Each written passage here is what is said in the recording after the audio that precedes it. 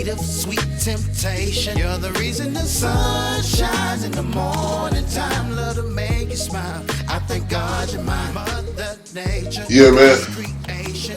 We got a guest on the show today, you know what I'm saying? Our next episode of Factz with Fatz, you know.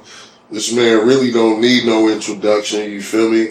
But we gonna go ahead and get that introduction from him anyway. So, brother, what's your name? Where you from and what you do, man? Man, my name is Tio Harris, bro.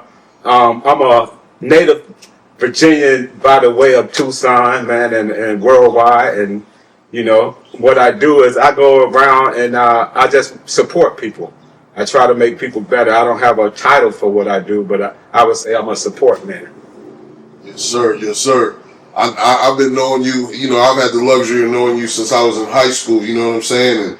And my first introduction to you was being a barber, you know. So how long have you been cutting hair? What got you into cutting hair, man? Man, a haircut, a raid. My dad cut my hair when I was 7 years old. Yeah. He messed my hair up. I had to go to school.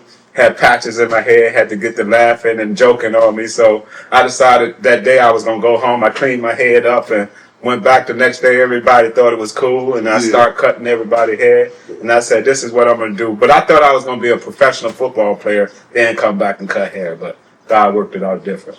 So you say when you did this ain't just hair. This is my lane. This is what I do, man. I mean, I don't think haircuts is just haircut. I think when you allow me to actually touch you and put my hands on your head and your body, bro, you allow me to bless you or take your energy. So I want to be the person that gives you energy. So I try to fill myself up with positive information and positive energy before I go out there and give it to my clients. Hell yeah, that's really the real, man. And I know a lot of people think that barbering is easy. You know what I'm saying? And so what would you say part of the game separates real barbers from the fake ones? Hey, we're gonna make this funny a little bit. People think rapping is easy too. Yeah. You know, both of us do that. Yeah. What separates the real ones from the fake one is not knowing how to cut a hair, but knowing how to fix a hair. Okay. Right, and knowing if anything goes wrong within that haircut, you can straighten it out, right? I've had my hairline pushed back, yes, sir, many a time. You don't want to use all that makeup on hair. So I try to teach people the basics of a good haircut. A good style is a good haircut. So that's my difference. I mean, me and all my barbers, we all OGs in here, and they always trained, you know, under my school. So we'll get you right, and you get a hair cut by one of my ex-barbers too, the nicest in town. So you know how we do it. Yes, sir. Yes, sir. Yeah, I ain't gonna age it, but we've been, you know, rocking for a long time. You know what I'm saying? So you was one of the ones that touched that head, and I don't let many do it. You know what I'm saying? Man, so, brother, I appreciate it. I appreciate that, brother. I know one of the things that you practice and preach, you know what I'm saying, with your barbers and with the schooling is licensing, sanitation, and professionalism. Yes. Why is that something you push so hard? Only reason I push licensing so big is because that's a state recommendation.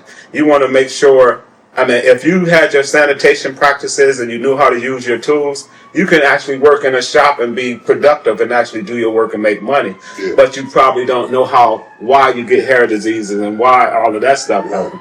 So basically, when you do the sanitation and all of that portion and sterilization portion, it gives you an opportunity to separate yourself. That's where the professionalism. It's like going to a dentist. If you went to a dentist and they put the little scalp pick in your mouth and then they put it on the table and then next come in, even if it's your sister, you don't want them to put that in your mouth without sterilizing. That's the same way that you're swapping stuff on your hair. Right. It's just not going into your mouth. Right. And your head and hair is like a Q-tip. Yeah. Right? So you putting somebody else's Q-tip and squabbing it on them. So understanding that is why the sanitation separates you and make you professional. Yeah. But other than that, I think the cutting hair portion, you can do that without going to school. So that's why I'm kind of shrinking this class together. I got a hybrid class that if you're actually working in a barbershop and you want to get your license,